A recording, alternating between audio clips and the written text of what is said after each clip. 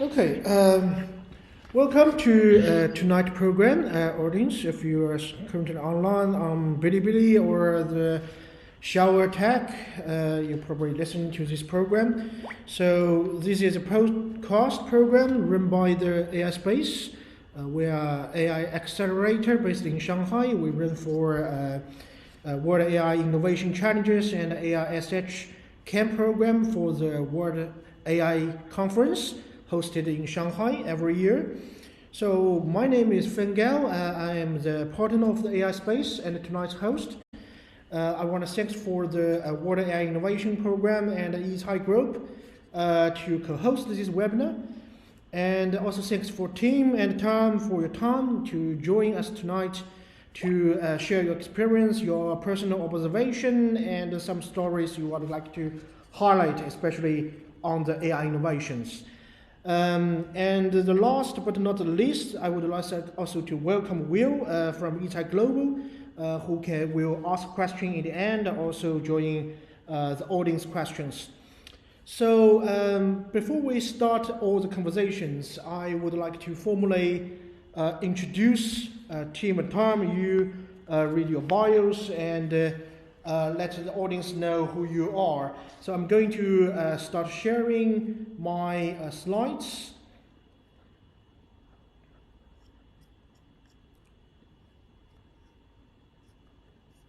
Okay. So tonight we have Timothy Jones, who is the head of the Digital Health Department for International Trade, British Consulate General Shanghai. He is a former senior manager for KPMG, life science sector, advisory business development, and a member of the Association of the British Pharmaceutical Industry with MBA from Macquarie University, supporting AI technologies such as AI image analysis, clinical diagnostic decision support, online consultations, and remote patient monitoring. Mr. Jones helps improve access to quality healthcare and improve medical outcomes. So welcome, Tim. And then we have Tom Mayblum. He is an Israel AI entrepreneur, graduated from the Israeli Institute of Technology, which is equally famous as the Massachusetts Institute of Technology and the Imperial College of Technology. So Mr. Mayblum founded Sonaris to apply ultrasound to the healthcare industry with artificial intelligence, delivering state-of-the-art diagnostic, imaging, and screening tools for primary care providers. As a product leader of the healthcare sector at Armis, an Israel startup of Internet of Things, Mr. Mayblum is creating great business value in the field of the medical Internet of Things. So the last is me, Feng Gao. I'm the partner of the AI Space. I have a PhD in computer science at the University of Southampton, UK. I'm a co-founder of Open Data China and SODA. I'm a selected Yale World Fellow last year and a recipient of the D-Times Data Science 50, and also a recipient of the Professional Achievement Award from the British Council. So basically this is who we are tonight. And before we start the conversation, I would just do a very quick disclaimer that all the views are our own and do not really represent our respective organizations. So audience, just pay that attention. And this is the fire we promised to you to have this fireside chat. So I guess tonight we mainly talk about the COVID-19 and how it impacts the AI innovation and the industry as a whole, as many startups around the world, they are doing AI. And this global crisis actually could create a really bad time for them to survive, but also it could actually create challenges. As in Chinese old sayings, every single crisis actually carries out one single opportunities for the industry to grow. So they are both live together, depend on each other. So let's see what's going on around the world, especially in UK and Israel. So before that, we may possibly hand over to Tim and Tom to talk about the situation currently in UK and Israel. I want to give some personal reflection on what's happened in China and what's going on in China right now. So as a citizen, I started realizing the COVID-19 more or less around the Spring Festival, when we just finished all our works and welcome the Spring Festival coming. Then we got notified that we face these new challenges of the COVID-19. We were told that we needed to lock down at the home, and somehow I'm proud of that, seeing it got contained within 5 weeks, even though it means that we need to lock down at homes, keep really far distance from our friends, colleagues, meaning every day we spend at home and working from home. But that's something that we're happy to see now. The life start getting slowly back to normal. We are now working at office. We can hang out to have foods at restaurants, but still need to put a mask on to ensure that we still stay clean and safe from the virus. This is a good sign, but also we seeing that there are many heroes in this battle against the virus. They lost their life. And during the COVID-19, we've also seen the economic got really hit badly, as many factories got impacted as they need to shut down. And we're still trying to rebuild the link between the different factory to the companies to rebuild and reboost the economy. So basically, this is what's happening in China currently. We are still trying to recovering from the COVID-19, from its impact. So I would like to hand over to Tim now to hear about briefly what's going on in UK. So Tim. Thank you, Gao. I'd just like to thank Gao and AI Space, first of all, for providing this forum. It's great to talk with you again and with Tom. It seems like just yesterday that we were preparing for Wake in 2019, and now we're going to do it again. The companies that came from the UK and other foreign companies had a great time. So yeah, looking forward to doing that again with you today. And I apologise for people listening in now and looking at the slides. If you preferred the fire, which I did, sorry, we'll have to look at some slides now instead. But congratulations on the fire there, Gao. It looks very cosy. So I'd just like to give a quick update on what's happening with the UK. So you can go on to the next slide there, Gao. So since March 23rd, when our Prime Minister directed all of the UK to stay at home, there's been a number of updates to our healthcare procedures. There was issuing of corona-specific guidance and standing operating procedures detailing zoning and designated practices, which basically separate those with corona from those that don't into hot and cold clinics. A number of video consultation solutions were made available in the UK, and there's a number of NHS digital support websites. Just to pull up a few of those, the NHS Pathways is a clinical tool used for assessing, triaging and directing patients to the most appropriate service at the time. And NHS Login is a simple, secure way to a number of multiple digital health and care services, such as NHS Library, which is a whole directory of different sorts of digital health apps which patients can use, and they're all approved. And then electronic prescribing service, which is pretty self-explanatory, makes it more efficient for patients to get their prescriptions, and easier for staff too as well. In terms of the UK needs, you can flip over to the next slide, Gal. I've got 3 sort of need areas that have become apparent and they've been championed, if you like, by different organisations, institutions in the UK. NHSX, which is a body that brings new technology, helps implement new technology into the National Health Service in the UK. They launched a contest where pretty much anybody, even foreign companies, could apply to bring their solutions to the UK. But it wasn't really for hospitals, it was for out in the community. And those that are selected will also have an opportunity to receive £25,000 of funding to test their solution. So I won't read everything on there, but really the need areas were remote social care and home solutions, workforce management, demand forecasting to improve deployment, and some mental health solutions as well. And I'm aware of a couple of Chinese companies that applied for this, and now it's at the selection stage, so they're being interviewed to see if they can be successful in the UK. On to the next slide. Something that we'll probably talk about later on is around AI imaging for CT scans specifically.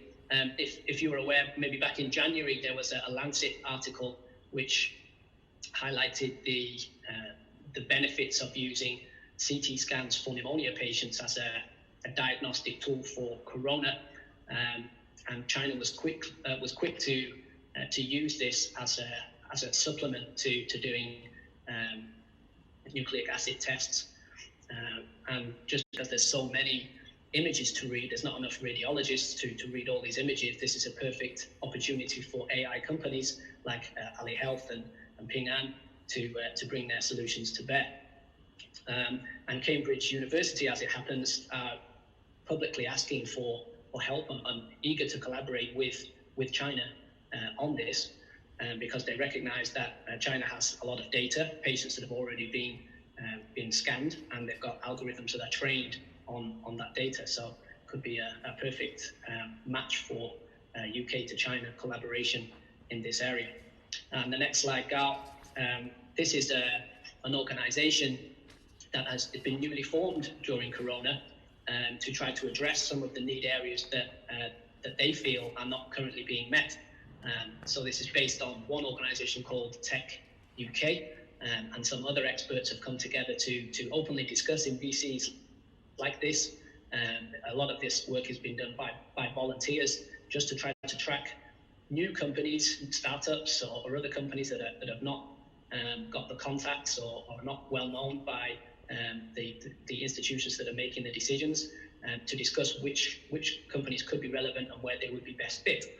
I listened into this video conference that's on the screen here last week, and they came up with a number of need areas, such as how to mobilize staff and resources at scale, how to test, diagnose, treat, and monitor patients remotely, how to relieve pressure and free capacity, how to keep patients out of hospital and encourage self-care. These are all areas that they feel could be done better by some of the companies that they've listed.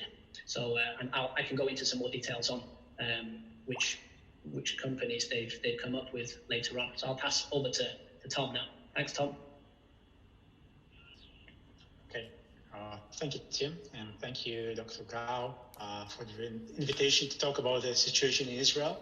As Tim said before, I've also had the opportunity of attending the World AI Conference last year in Shanghai, which was pretty amazing for Israeli companies attending through the help of the AI space. So I thank you again for that, and hopefully we could do it again in the future, either virtually or physically, depending on the situation. Just to give you a brief account of what's happening in Israel. So first of all, Israel is, knock on wood, in a good shape in terms of number of cases and number of critical and death cases.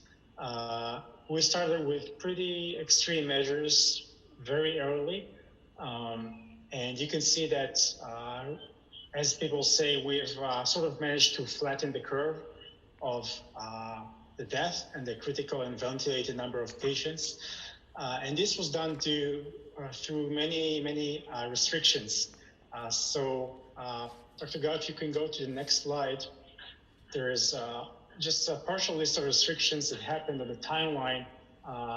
And they started restricting gatherings of people from 5,000 to 2,000 to 10 people in mid-March, they started putting everyone who's coming back from overseas into home quarantine and then to specific quarantine hotels. And then slowly lock down and shut down the public and private sectors, limiting their workforce to 50% and 30%, 15%. And two very interesting things that happened was, one, the Israeli government realized, along with other countries, that we see a difference between countries who had experience in the past with the SARS virus and are used to wearing masks in public, as opposed to other countries who are not. And that's why they put out a recommendation for everyone to walk in public with masks, which is something that Israelis are not used to and have never done so before. So we had to kind of make a great change in the way that we interact, in the way that we behave. And the last thing that happened was a total lockdown over the Passover holiday, which is a Jewish holiday where usually every family comes in together to eat dinner together, and they were very scared that this would be a major exposure of the elder population to the virus. And that is why it was a total lockdown. Nobody was able to leave their house or go beyond 100 meters from their house. And everyone had a Passover dinner over Zoom. So that was kind of funny. And the first time maybe in history that people were able to have that dinner with both sides of the family at the same time through Zoom. So that was nice. If we go over to the next slide, we can talk about some of the challenges that Israel has faced and is still facing now. So can we go to the next slide, please? Thank you. So there are some things that are not relevant to AI or IT, like we ran into equipment shortage, whether that's protective equipment, ventilators, test kits. And there are many, many companies who try to shift what they do into helping manufacture those in Israel. There was a lot, and still is a lot of focus on diagnostics, whether it's rapid testing to be able to verify who's infected and who was infected in the past using antibody tests in order to understand the epidemics. And one very interesting thing that is AI related, and maybe I'll give some examples later on, is doing contact tracing, understanding which infected individuals were in contact with other individuals who may be at risk, and understanding basically the distribution and the growth of the epidemic within Israel. So these were a few very interesting projects that are happening here. And lastly, maybe there's a lot of work regarding remote or contactless monitoring of patients, because obviously, first of all, patients who do have COVID-19 are usually in isolated ICUs where they don't have contact with the staff. So they're looking for ways to remotely monitor them and to communicate with them remotely. And then we have patients who may be positive and they are instructed to stay at home, but we want to diagnose them remotely. We want to see their situation at home and avoid them coming to the hospital. Obviously, the last thing that everyone is working on and is interested in is developing treatments and vaccines. But unfortunately, we know that there is still a long path to get there. So that's basically the general challenges, and we'll talk more focus on AI soon. Yes, thanks for Tom and Tim for sharing the backgrounds. So basically, we can say that in Israel, in UK, currently the focus more or less on still trying to find the best ways to use either the technology solutions or non-technology solutions to ease the pressure in the health sector system. So that's the period that in China we also went through. And I think one of the things like Tim, you mentioned or you shared in the previous slides on the Cambridge call for collaboration, I noticed one of the words they use is that it is a time that we need for truly joined up efforts to create solutions not just for one country, but actually for the whole global citizens, as that's a crisis faced by the global rather than one specific country. So I guess this is the reason that why we want to have tonight's chat, because the different country has its different experience, different backgrounds, culture. We're all working on to find the best solutions to address the needs our country face. But there are also common needs or common solutions we can definitely learn from each other. So I will just briefly introduce some of the examples we see from the AI sector in China, how Chinese AI companies creatively use some of the technology to help the doctors, to help the communities. So definitely one of the good example, and many of you probably heard about this company, is E2, which is one of the famous CT imagining processing company in China. As a startup, they actually launched their own product on January 28th. It is possibly the very first CT imagining AI solution in this country, and it quickly deployed in Shanghai and later in Wuhan, which is the city where the outbreak started in China. And we're also seeing many other companies, for instance, like United Imagine or even Alibaba. They are big, but they also quickly develop their own AI solutions to this CT scanning problem to help different hospitals around the country to ease the problem, saying there's not enough doctors that to really read the scanning results and actually risk their life in exposing themselves to the patients, as this quite close contacting quickly affects them to be infected. But also at the same time, we're seeing other solutions probably unique to Chinese context, as China is quite large population. We also have a very high density of population. Usually people used to go good hospitals rather than bad hospitals. So we're usually seeing a lot of people, especially elders and children, they flooded into large hospitals. And during this COVID-19 crisis, we've seen that many hospitals, they don't have enough capacity in accepting those patients. And we've seen examples like one of these on the slides called eGen, or other solutions that based on a mobile solution that basically give patients some instruction on mobile to self-diagnosis whether they got infected by the COVID-19 based upon the symptoms they can describe through the interactions.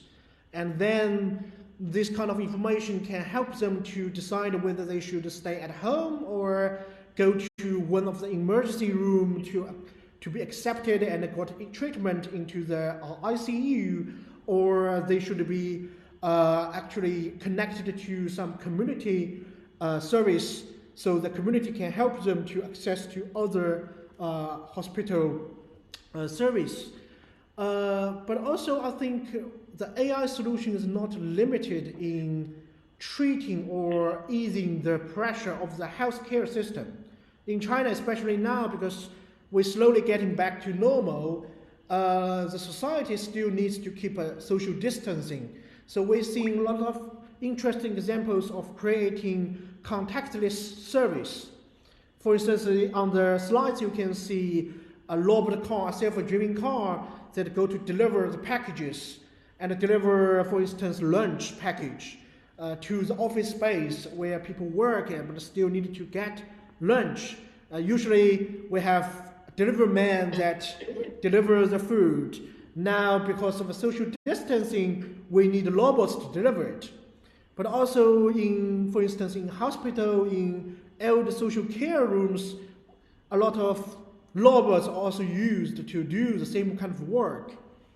We're also seeing some examples in using non-physical robots. For instance, software robots that can help to call millions of families to check them on a daily basis whether you are still safe or not, on behalf of the community or on behalf of their employers. So there are many, many interesting AI innovations we've seen during this time.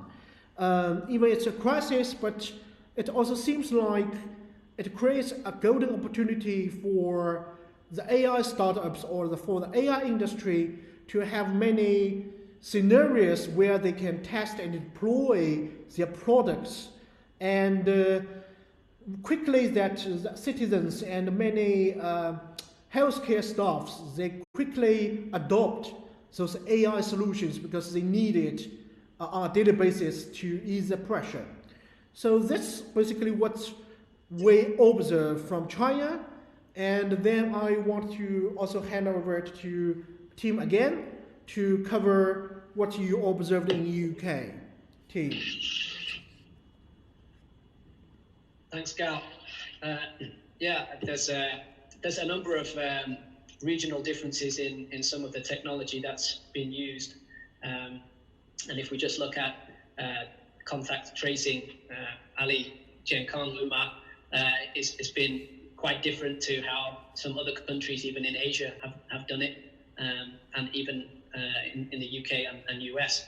And it's quite topical at the moment. Just if we look at two of the well-known universities in the UK, Oxford and Cambridge, Oxford University has done substantial work to try to advocate contact tracing. One of their professors from the Big Data Institute said that he quoted recently, coronavirus is unlike previous epidemics and requires interdependent containment strategies, and that half of coronavirus transmissions occur very early in the phase of infection before symptoms appear. So we know that those are asymptomatic patients and that they need fast and effective mobile app for alerting people who have been exposed. So a lot of scientists have said, and we know that it's worked in China and it's working in other countries.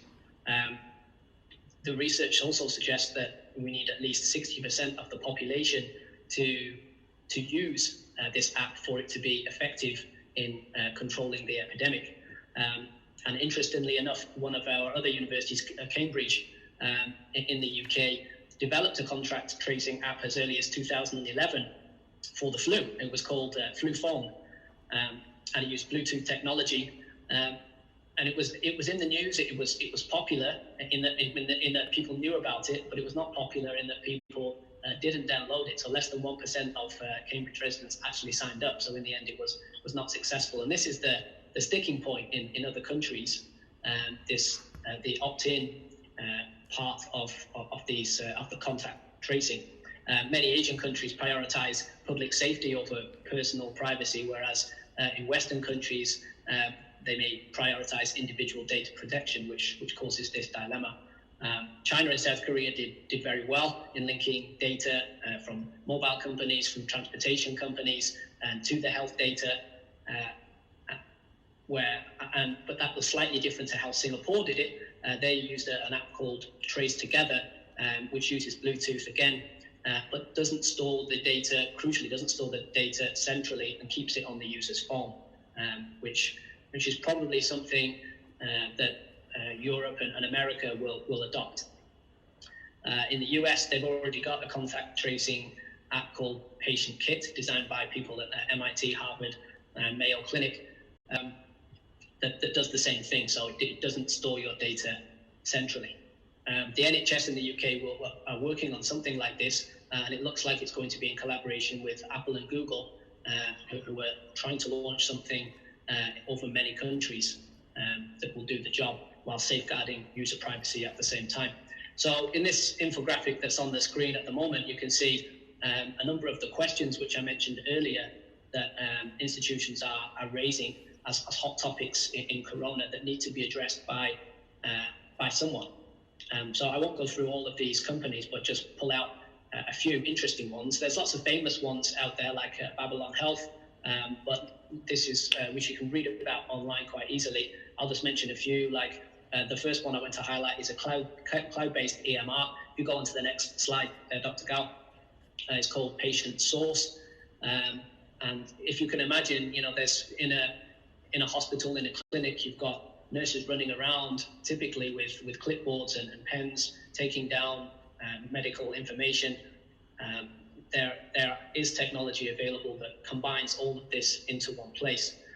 So Patient Source EMR solution is free of charge, minimal cloud hosting, and it only takes about 10 minutes of training to be up to speed with Patient Source. It combines clinical noting, vital signs, test requests, results, all in one place.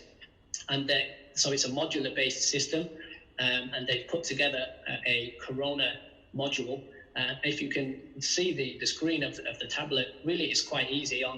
The roles are your patients, patient names, patient numbers, and the columns are all the vital signs that it's tracking.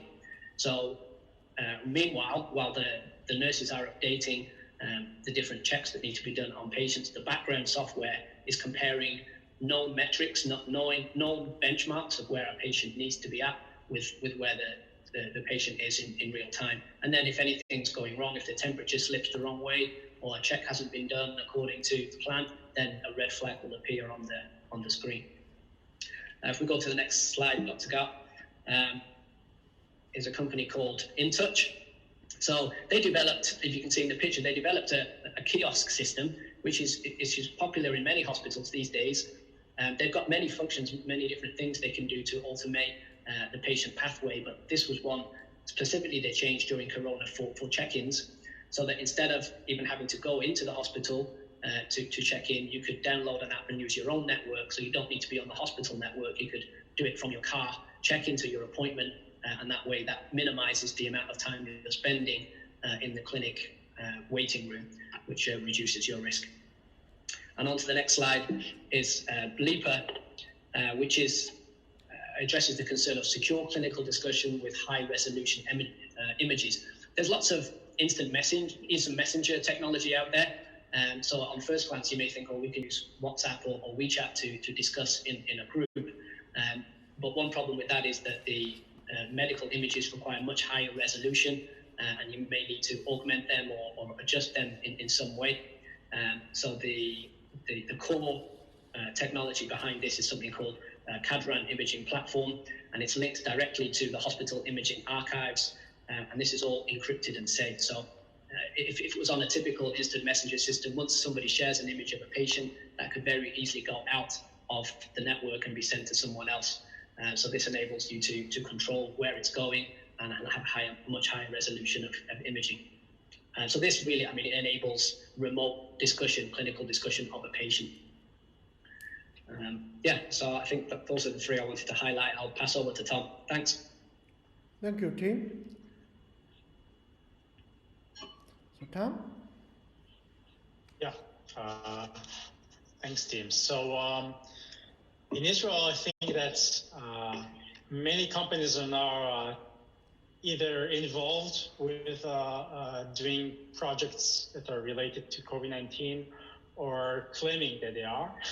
But we can see that there are over 70 startups in Israel working on specific and various challenges that are related to COVID-19, whether it's monitoring patients, whether it's prevention, protection, whether it's even facing the mental and psychological aspects of being in a quarantine or in a lockdown, which is also something that we want to take care of. And probably most of the companies are related to diagnostics and decision support. So you can see here the whole map, and there are many companies here. Some of them are AI related and have technologies that actually use AI or machine learning within their technology. Some of them claim to have AI, but not necessarily do. I did want to highlight two companies as good examples. So I chose 4 companies here. Let's try and see them. So the first one is diagnostic robotics. Next slide.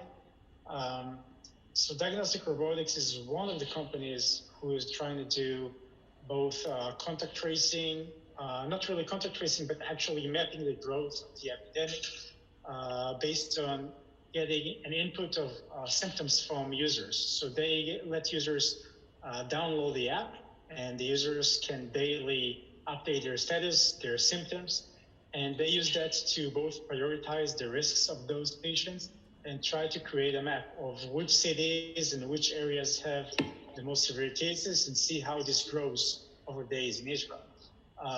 This company has a partnership with one of the largest HMO in Israel. So Israel, usually patients are covered by one of the few HMOs that we have, and these HMOs have probably every single data point on their patients. So it's a really centralized system. So Diagnostic Robotics is working with the largest HMO. There's another company called K Health, which is working with the second largest HMO, but they're trying to do the same thing. Basically, first of all, patient triage. So you can enter your symptoms, see if you're at risk and what's your risk level, but also use that to and use AI to try and predict the growth and the heat map of this epidemic. Now, I do want to say regarding contact tracing and to relate to what, Tim, what you said earlier. So we have the same situation in Israel. I think that many individuals, many citizens are objecting being tracked by either the government or by any agency. So privacy is a very big deal. As you said, there is a big difference between cultures, and we know that many things that are doing a very accurate job in China, for instance, cannot be used here in Israel because of public opinion. But in general, I think that we use China as a model because of the delay in time, because China started first and had the first cases, and we can see how they treated and how they were able to kind of shut down the virus growth. So we're trying to learn from both the restrictions and lockdowns that happen in China, and also how they did test, how China used contact tracing and so on. One example, for instance, is Homeland Security is actually, they have this project for tracking individuals using GPS from their cellular phones to basically alert citizens where they were close to someone who is infected. And they deployed this system and it started working, but then there was a big cry from the public about privacy. So they kind of stopped it and then made people be able to opt into this system if they want to. But if they don't get any notification or alert. And what you described with Google and Apple is a similar case, because Google and Apple use Bluetooth not to get your exact location, but just to get proximity to other devices. But this also requires the user to opt in and to have a system update on their phone. So they are still looking for systems that don't require the users to opt in, or that are mostly passive and don't collect personal information about users. That's very important for the public in Israel, and I think to many Western countries. So the other example I wanted to provide is diagnostics AI. They use AI to try and automate and expedite the process of analyzing qPCR tests to basically test patients whether they are positive for COVID-19. So we know there's a huge bottleneck in those tests. Basically, Israel started to ramp up and do more and more tests over time. We now do about 10,000 tests a day. And mind you, we have a population of less than 9 million people. So that's a quite good ratio comparing to the world. But the fact is that you still need to collect all these tests. You need to analyze them in a very accurate manner and avoid having false positives. And it's a manual work right now by analysts to do that. And this company basically uses AI to automate that process, to try to remove or increase the accuracy and try to increase the throughput that they're able to provide fast testing for the population. So that's another interesting example. The next one is, Clue Medical is a company that before COVID-19 worked on getting a tele-ICU or remote ICU setting where you could sit on this control room and see your patients in every room, see their conditions, see all the vital signs, and being able to communicate with them. This system is now deployed in a few hospitals in Israel that have COVID-19 departments. Obviously, the staff doesn't want to go into those rooms when they don't have to. So they're able to monitor these patients. And also, they use AI to predict potential deterioration of patients and target or flag the patients for the highest risk of being in a respiratory risk and require ventilation. The last example I wanted to use is quite unique, and it's very early in its effort. It's not deployed yet, but this is a company called Vocalis Health. And what they try to do is to diagnose people based on their voice. So they collect a data set of people talking into their phones, whether it's healthy people, people with the flu, people with a chronic respiratory disease, and now people with COVID-19. And they try to use machine learning to be able to classify those individuals and be able to fingerprint the specific vocal biomarkers that may distinguish people who are healthy from people who develop COVID-19. They claim, and their hypothesis is that once you develop a respiratory disease, they can track that with your voice, with changes in your voice. And they are still collecting data. They announced that they want to basically stop collecting data in December.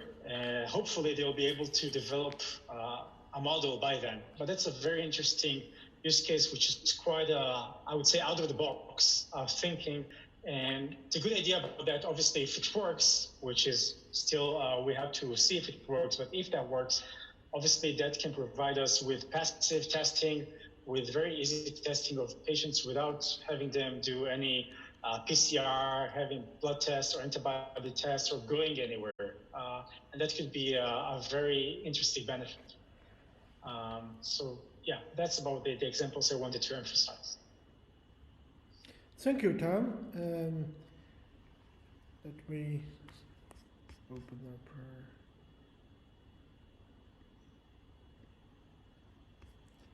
Okay, so audience can see us.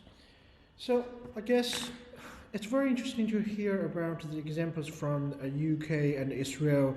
And I noticed that probably, if I'm right, most of them are startups. Is it the case? Yes. Yeah. And in Israel as well. Yeah. And it seems, except from the vocalists, the last example Tom mentioned, many of them are pre-existing solutions to one of the problems on the market, and they got deployed during the COVID-19. So I guess it's an interesting question that as when we open up the conversation, we mentioned that the crisis could be a very tough threat to the market, also a challenging time, but also it may actually open up new opportunities.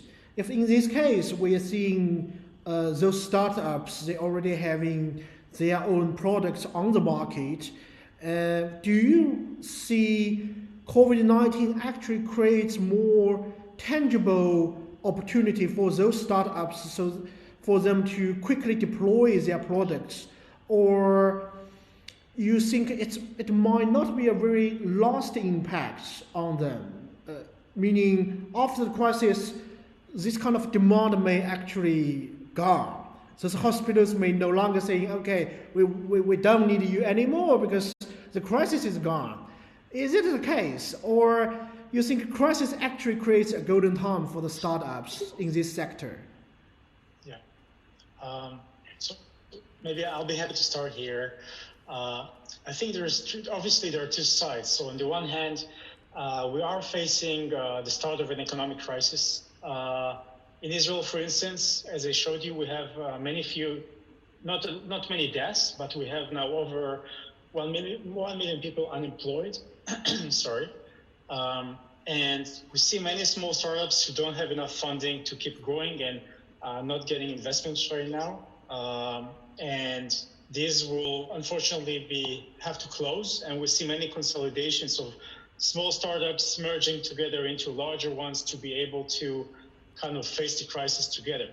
On the other end, I think that this is a huge opportunity for startups in healthcare, because we see that if we talked about the balance between safety, privacy, and maybe we can add in regulation, we see that many regulation obstacles are now being lowered in order to get solutions faster into the market and faster into deployment.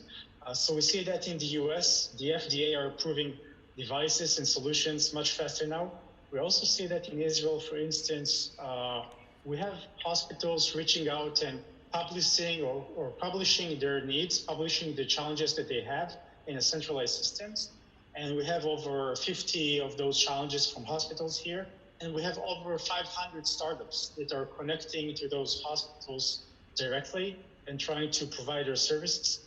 And we see a very fast deployment process. We see hospitals getting from a concept to deploying a solution within a couple of weeks, where prior to that, prior to COVID-19, this could have taken months of legal talks and bureaucracy and security. And these are all things that are being now kind of abandoned because of the crisis.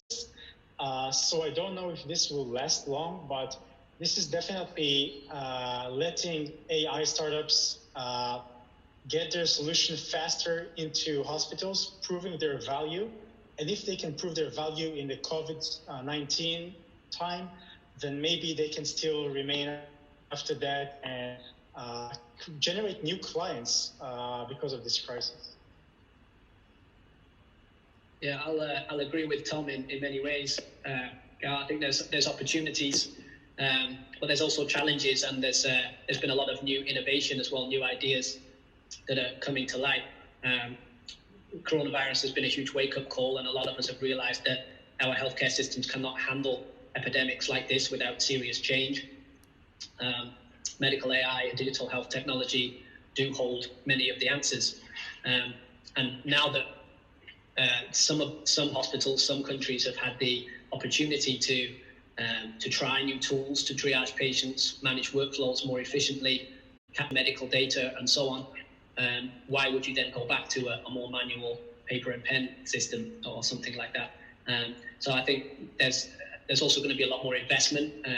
This is still a new, a novel area up until now, but I think there'll be loosening of the purse strings, as it were, as people can see the benefits of investing in some of this technology. And the sad part is sometimes it takes a tragedy like this to give us the push we need to start embracing new ideas. I think there's a lot of possibility for global cooperation too, with these startups and companies that maybe would have not shared information or not collaborated before are thinking about it for the first time. In terms of UK to China, I'm seeing institutions reaching out, like the Cambridge example I mentioned earlier, reaching out specifically to China for their expertise. So things like that are quite new. On the flip side, though, as Tom was just saying, there's financial pressure on startups. There's also pressure on the decision-making process to adopt some of this technology. If in our countries it was slow in normal times to review and implement technology, then during this crisis it doesn't get faster, it gets slower. So there needs to be more capacity to review new technology during times like this, and so that's why new institutions have sprung up, sometimes just from the grassroots level, to try to review some of this technology and then make suggestions to other departments. And there's also been some really good new ideas. So one startup company called Meadowpad, they're a little bit, they've been around a little bit longer than so maybe not so much of a startup anymore, but the CEO recently rebranded the organization to become Humor, because he talks about a revelation that he's having beyond chronic condition management, and now looking at all digital markers that make up human health. So they've now acquired two other companies, one that looks into mood disorder, and the other one looks at blood pressure through shining a light onto the skin to measure blood pressure that way. And talks about just building up a much bigger, much deeper image using all kinds of digital biomarkers. So yeah, there's a lot of new ideas out there as well.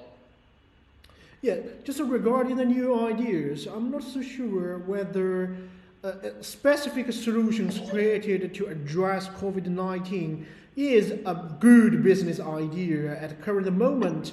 Do you see, for instance, like Tom, just you mentioned as a vocalist, trying to use voice to detect whether someone got infected by the COVID-19? Do you think the idea itself can somehow survive after the crisis, or this kind of new solution created specifically to address COVID-19 should extend it into a more general solution? So that might be more viable business idea rather than a specific innovation solution for the crisis itself. I think that's a good question. I think that, well, as I think Tim mentioned before, I think the healthcare system, overall, is understanding new ways and to improve and new ways to treat patients. So if the solutions of these startups, of AI startups, will be able to tap into those new ways of working, into methods of working, then they will still be relevant after COVID-19. And even if they were specifically developed for COVID-19, because I think the way that we treat patients and the way that we diagnose patients from home, many of those things will remain after COVID-19. So these are relevant. And even in the Vocalis Health example, they talk about diagnosing chronic COPD patients. So it's not only COVID-19, but we see many companies that already have an existing solution for one specific condition and then trying to shift it now into being relevant to COVID-19. I think that generally we can divide the companies or the startups and the ideas to maybe two different types. The one that is more general about how we treat, how we interact with patients, and something that could be relevant, forever. And the other thing, and the other type is specific for diagnosing COVID-19, and that really depends on how can this idea be generalized in the future. Right. So, do you have anything to add, Tim? No, I think Tom covered it all there. Great. So I think also one of the things we wanted to cover here is about the collaboration across the countries. We've seen examples similar to each other, but also just like Tim mentioned that, for instance, Cambridge calls for support from the global, specifically saying some Chinese academic or companies who can share the data or methods to jointly create solutions to COVID-19. And we heard about it on the news that Alibaba, who also provides a cloud-based AI solutions for the CT scanning, also trying to provide it to the overseas.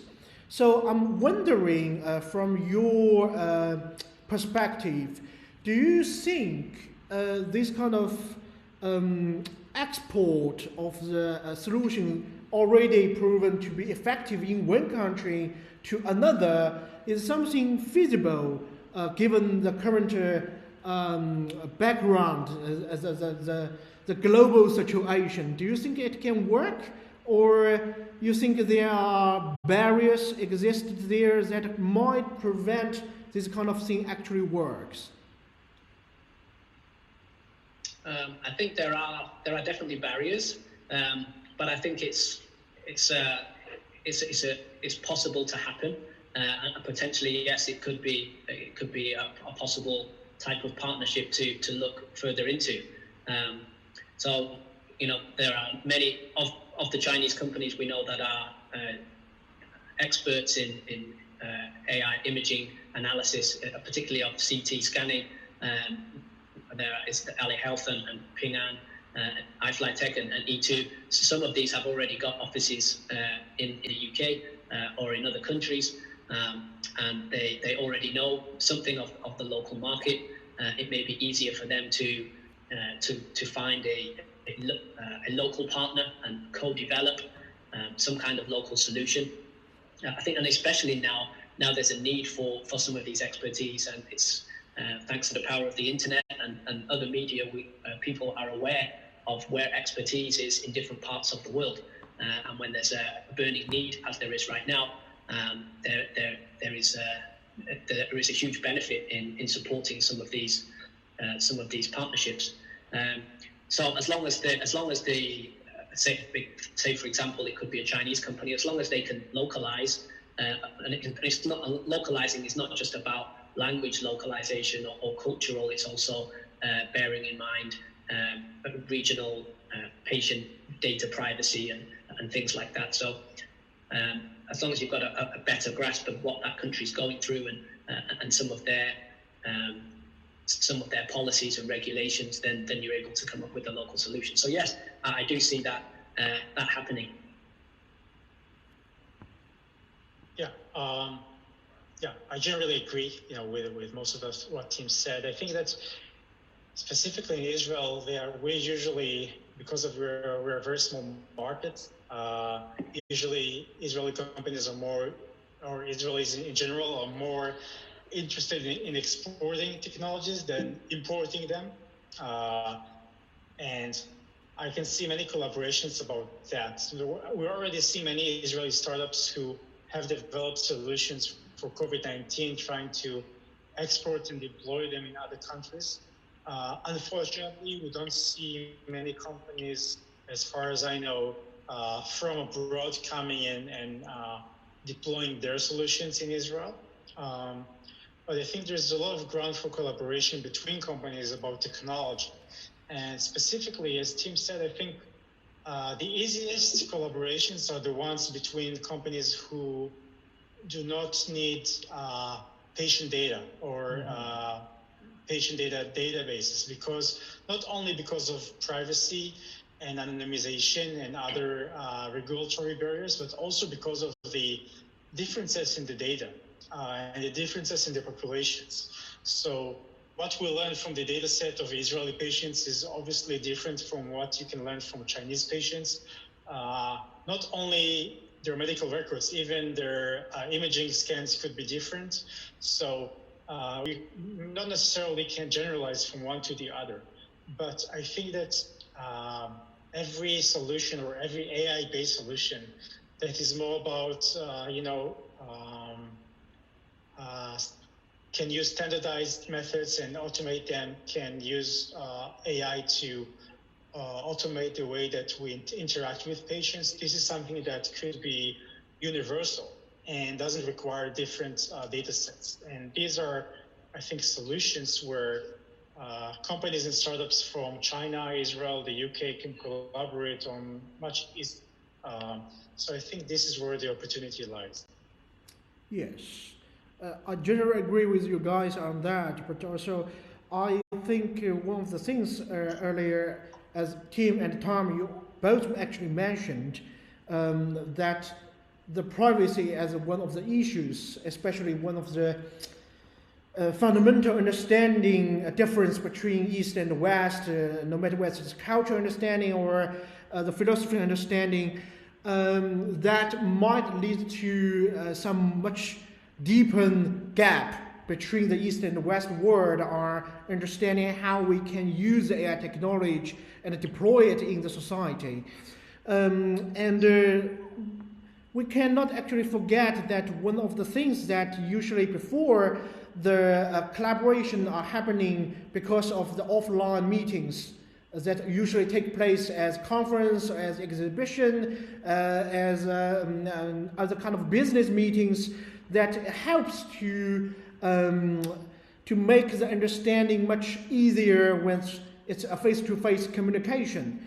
While we are during the COVID-19, we're having a virtual conversation, even with the help like Zoom or other cloud-based conference system, it's still different. Do you think that this crisis actually poses a new opportunity or a challenge for the world to actually step into a more divided world or a more collaborative world where we jointly develop AI together, or it maybe become a more divided world where each nation will do its own AI things to tackle the challenge itself, but also beyond, to have their own AI nation? Thanks, Gao. I can jump in first. Generally, I'm an optimist, so I think there is plenty of room for collaboration, and as long as there are needs that face a majority of people, then companies, businesses will try to find a way, even where culture gets in the way. I think there's plenty of examples of that. I mean, in the short term, we're dealing with what they're referring to as an infodemic, where there's lots of propaganda on social media, spreading of fake news and things that are really unfactual, to fuel regional biases and our misconceptions of what's happening in other countries. But I think despite these distractions, there's plenty of examples of global collaboration happening. That's happened previously and will happen more. Another example could be, I just mentioned, Ali Cloud is already in London.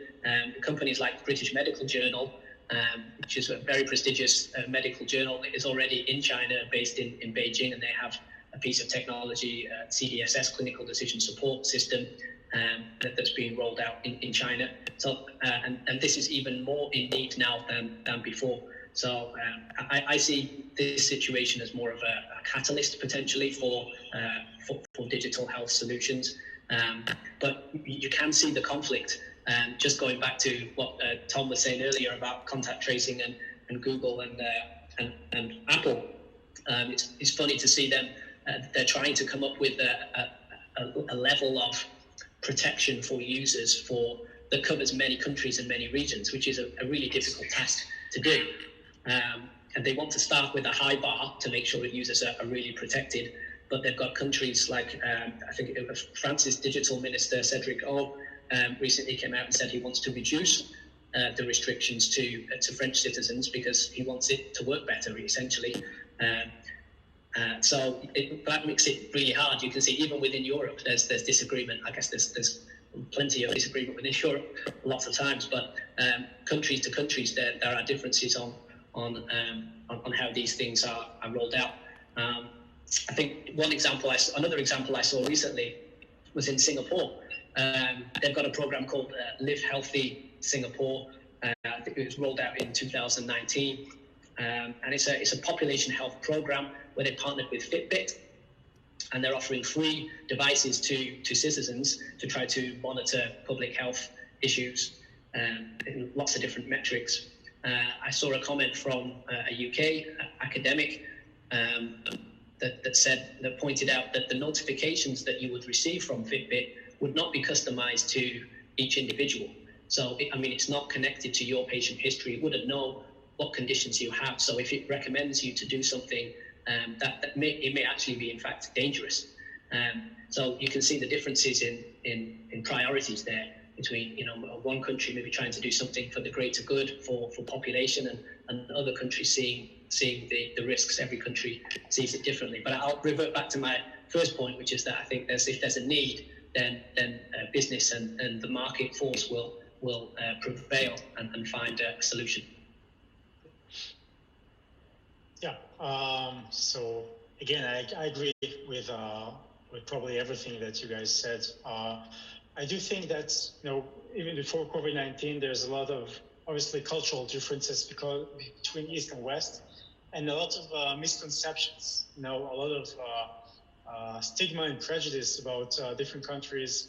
And I think that it's really hard to overcome these barriers when it's not face-to-face. I think that, for instance, many AI companies in Israel are not aware of the amazing technologies that are in China leading this sector. And I think that, for instance, the World AI Conference was very much, a solution to that, where people could come from other countries, like the delegation we had from Israel last year, and be exposed to, to companies like E2 and Pigan, Alibaba, and others, and SenseTime, and other companies that we are not even aware of their solutions when we are based in Israel.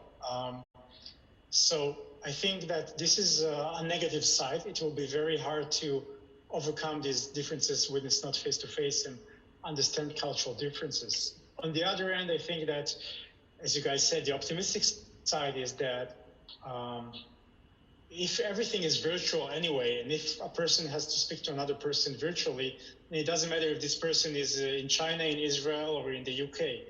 So for me to talk with someone in Israel on Zoom, it's like talking to someone in China right now. So it doesn't really matter. So this is kind of opening borders. But I think the key here is to create trust through collaborations and through transparency. For instance, I think that what we saw from Alibaba, from Jack Ma, when they published open source data for the use of the AI community and publications for the use of the AI community around the world, I think this is really steps that build trust between different countries and different companies. And I think that if you'll see more examples of that, more examples of Chinese companies, Israeli companies, UK companies, and others sharing their data as open source with the entire community, the global community, this could kind of bridge the gaps and help create very, very necessary collaborations. So I do think there's an opportunity. Great. I think you guys are optimistic to the situation. And if you can give one piece of advice to startups, especially in the AI health care sector, what it would be? Do you think what they should do to survive this time and also take the opportunity of this crisis to succeed? Okay, so I can try and start this one.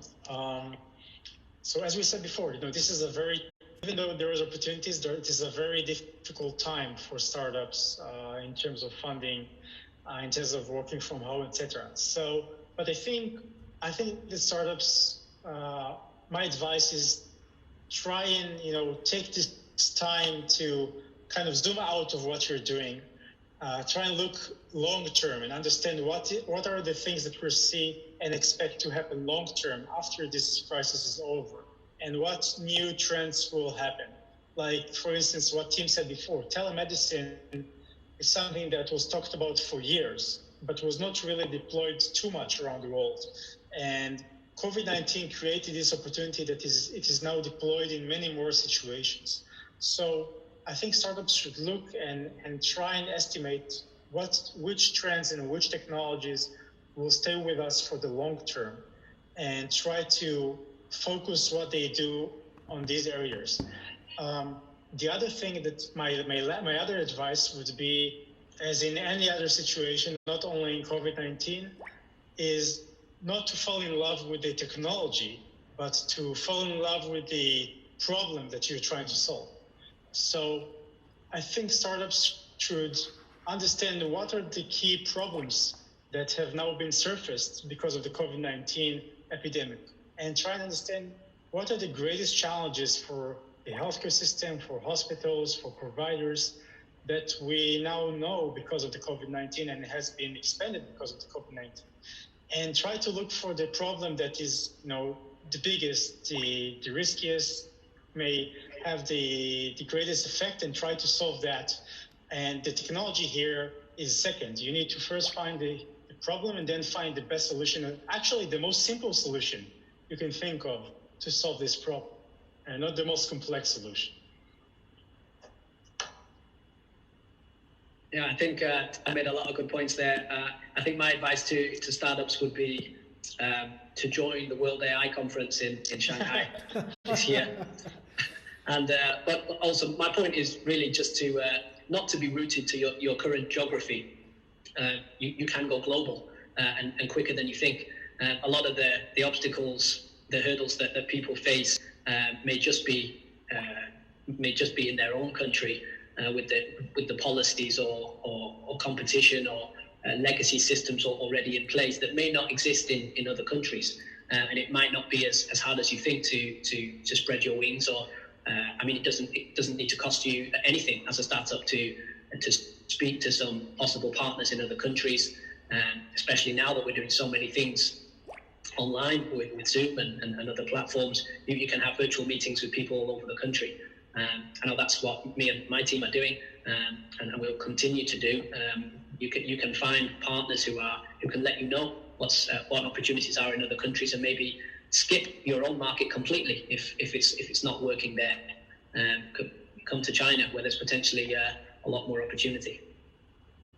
Excellent. So I guess if you are a startup and you're listening to now, you should listen to Tom, focus on the problem, and listen to Tim, that you should seriously be open to the global market and ready for that. And I guess our conversation finished here, and I'm now calling for Will from Yitai Global to ask questions to you guys. Will. Hi guys, hi Gao. First off, I'd like to say well done on a great event, really informative and really interesting. And especially well done on your questioning, because I swear they were so good. Most of mine will be overlapping on what you guys have already talked about. Tim and Tom, you talked a lot about the different attitudes towards data openness in China and Asia and in the UK. Do you think we'll look back on coronavirus in South Korea and also in China in terms of actioning contact tracing? And will we see it as a bit of a missed opportunity in terms of being able to flatten the curve faster? And do you think it could lead to changing attitudes towards individual data protections, possibly for governments and during emergency situations? Okay, thanks. That's a really good question. I think I don't know how much of a turning point there will be in changing of attitudes or policies. I think a lot of these things are maybe rooted more in culture and how we fundamentally look at the rights of individuals and their data. I think even though we can see great examples of things working in Asia, in China and South Korea, there's just a need to explore and find technology that works in different ways, and we have seen that with the Trace Together in Singapore and in Israel. There are alternatives that still keep the person's individual rights at the core. So I think those just need a little bit more development, and then we need to find a way to encourage people to use it. You still can exercise your will. You do have the right to opt in or opt out. But at the end of the day, we need to explain to people why it's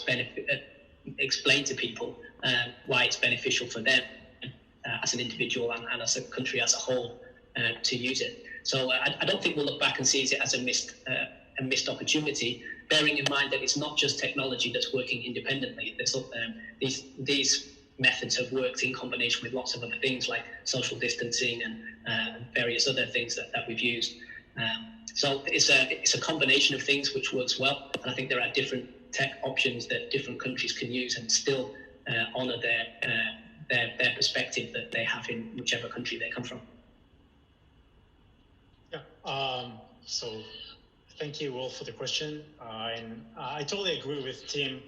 I think the two main issues for instance, as an example, for people in Israel, people in Europe, I guess, to approve such measures is you have to be very transparent and you have to prove that you provide value.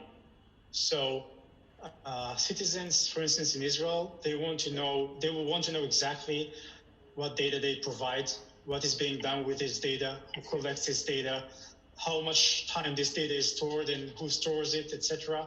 All these things are very important to people here. The other thing is they want some kind of proof that it is worthwhile for them to share the data, that they get some kind of benefit from it. So I told the guys before we started, kind of an analogy here.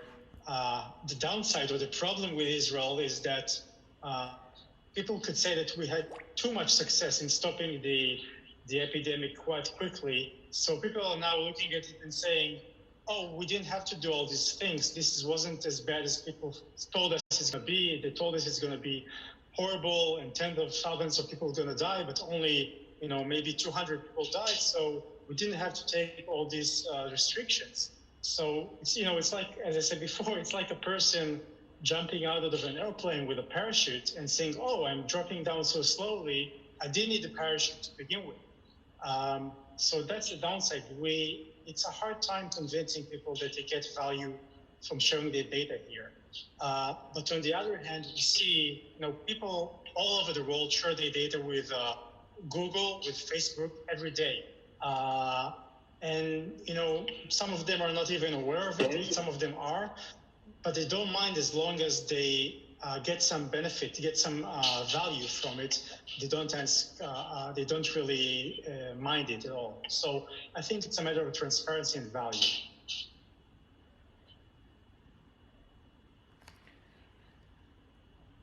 Thank you. And pushing you a little bit more, I liked both of your optimism in terms of the potential for greater global collaboration. There are some people who might say that the virus is becoming more and more of a tool just for mudslinging and finger pointing between different countries. And possibly this could even lead to an acceleration of the so-called tech decoupling. What would you say to that?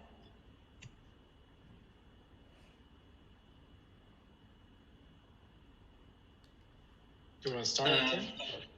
Okay, sure. I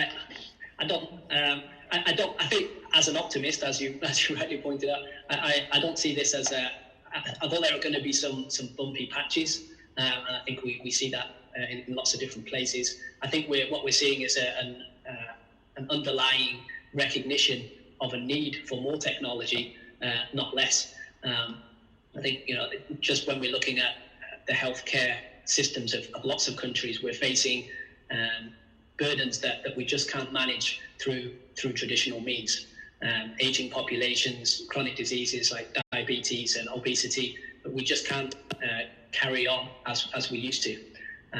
So embracing solutions that help us manage patients before they have to go to hospital, or maybe preventing them coming to hospital completely.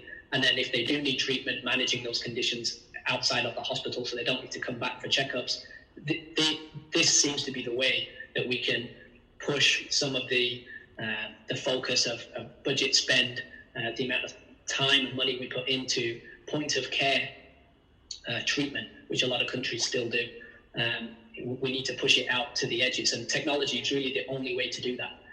The only way you can get an expert's opinion to a patient remotely in their house or track their disease in real time is through technology. So I think we're seeing that that's the only way really to manage population health generally, even despite a global epidemic. When one of those comes around, we need technology even more.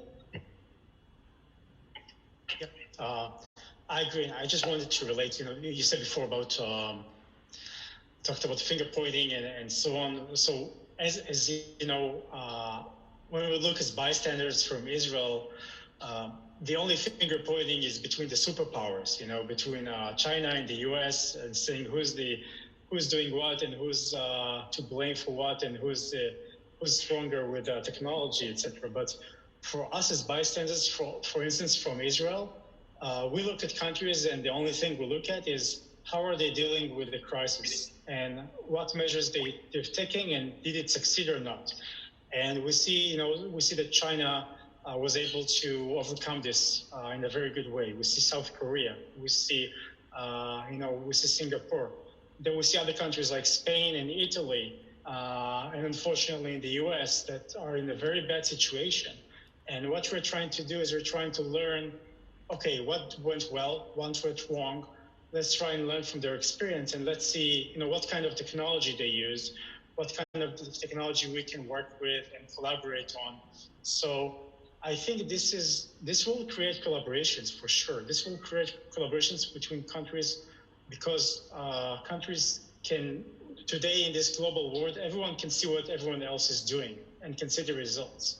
So everyone wants to learn from the countries who are doing the good job in overcoming this crisis. And I think this will create many collaborations after this is over. Thank you. And in terms of a more personal level for you guys, what kind of an impact did the coronavirus have on your own companies and your government projects you're working on? And did it lead to a prioritization of projects and a change in your pipeline? Yeah, I think for me, I mean, it affected me and my team just like many others, where we had to switch to a remote way of working, and then just working in healthcare generally, and with a focus on digital health.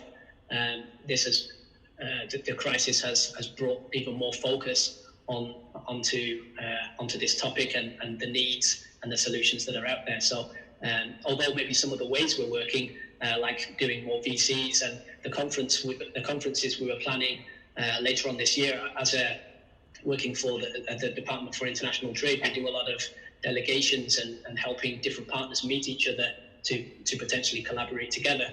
A lot of those things are going to have to happen virtually now. But I think this as well could be a good thing, where we may have relied too much on physical meetings we needed to do those to respect culture and respect and things like that. But in many times those can meeting people face to face can just slow down the discussion process. So I don't know about Tom, but I think a lot of people are jumping on VCs that may be a lot more than they used to, and are joining discussions that maybe were not open and not accessible to them before. Discussions that used to take place in a room physically are now open to a lot more people. And as I see it, as speeding up the rate of these discussions and getting to a place where you don't actually need to meet someone until the deal, if you want to call it a deal, is being done, and that should make it more efficient. So yeah, I think it's definitely impacted me and others in the way we work, but at least working in digital health, it's prioritized this area, and I see a lot more potential collaborations because of it.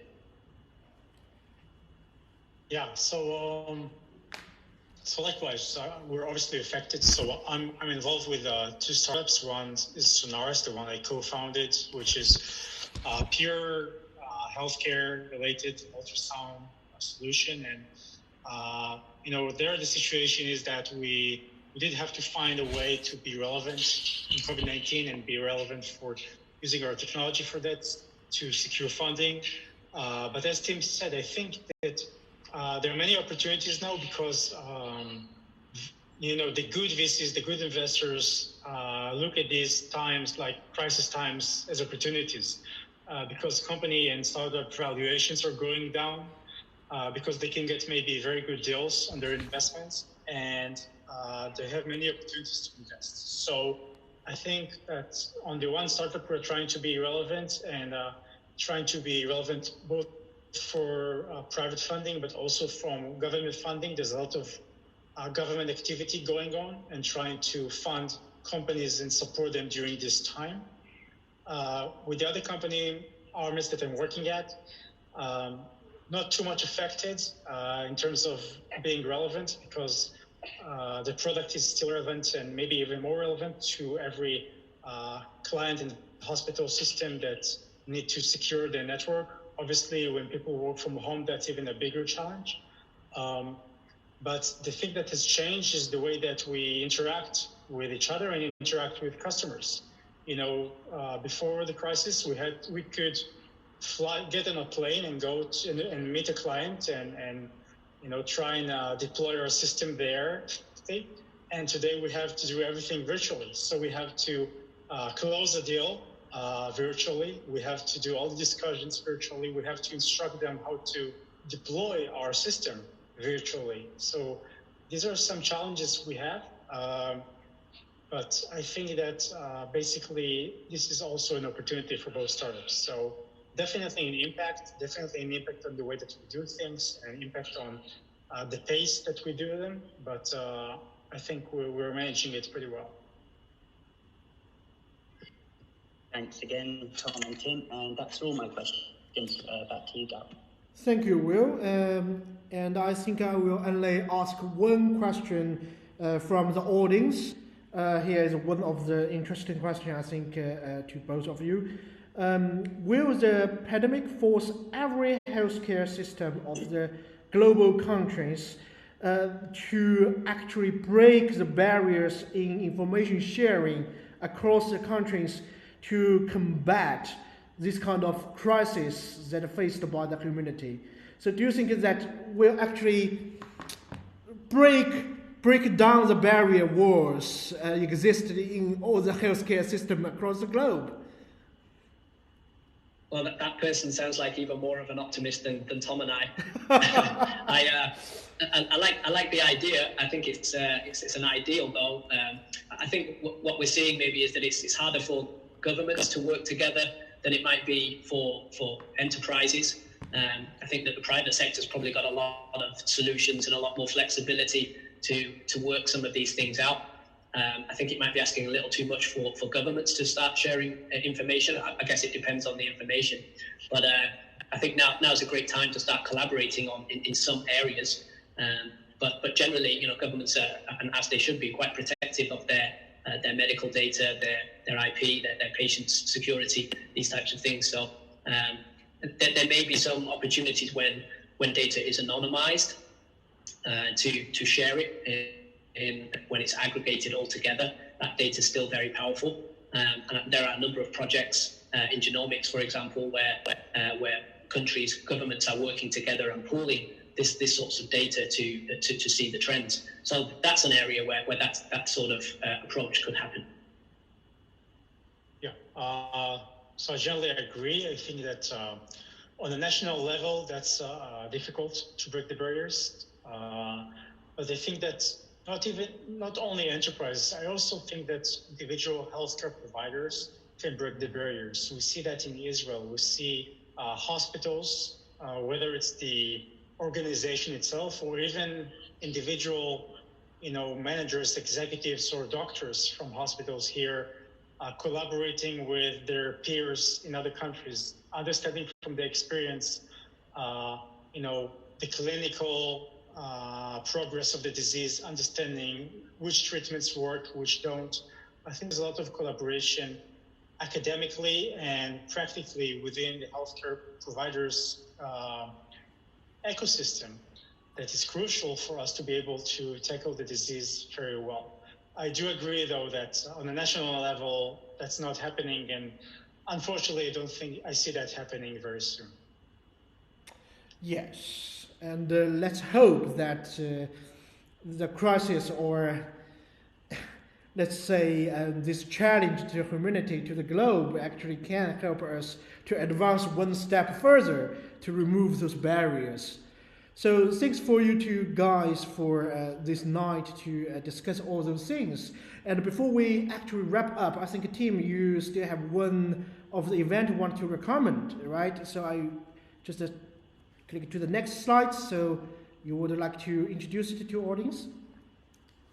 Sure, yeah. It just goes back to the last question that I think Will asked about how our ways of working are changing. And this is an example of a virtual conference that might have been inaccessible to many of us before if it was hosted in London. But now, since it's online, we're all able to join. And it's continues this discussion that we're having today in health technology, in medical AI, and it's just before Wake, so it's all on the lead up to Wake, if you like. So you're also invited to join this, and we can hear more from experts on this topic. Wonderful. So I think just similar to what the team said and the comment here, many conferences goes online this year, and just as I early mentioned this year, the World AI Conference will also go online, so many people can join us in July for the conference. But also just this week, we also launched the competition, again, the artificial water innovation. So anyone interested in the innovation challenge, you can go to the website, the airwing.org.cn.